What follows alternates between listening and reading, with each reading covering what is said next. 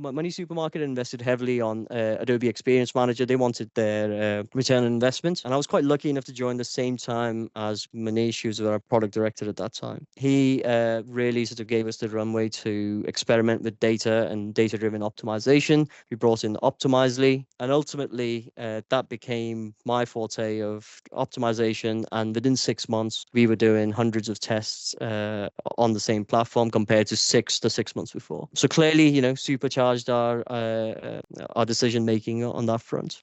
That all led on to me taking on home insurance as well. We did the same thing, and then we did renters insurance, which was a brand new product based on data-driven decision making that we had launched. And the conversations became less about what the idea is and more about how their idea converts for the users. And that's where, over 3 years, we were able to add millions and millions of pounds in terms of additional revenue using purely data, distance ourselves from the decisions, but objectively look at decision making. And as I was going through that, my early part of car insurance, one of the things that I'd never liked, one of the products that I'd never liked was telematics insurance. And it's quite ironic that I work for the Flow now, who as an organization is purely dedicated at data-driven feedback for driving-based products. And what changed my mind was looking at the conversion rates on the question sets when people are buying car insurance.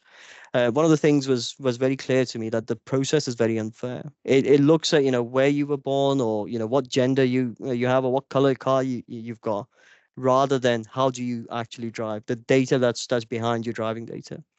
And over the 3 years, my mind completely flipped to actually telematics might be the answer to a lot of the problems that exist in the industry, which is your data used to price for you. If you're a bad driver and the data tells you you're a bad driver, then I think it's completely fair that you pay a higher price than someone whose data says that they're not a good driver. And that's what led me on to join the Flow. Aldo, who's our CEO, put a very good case forward of making mobility safer and smarter.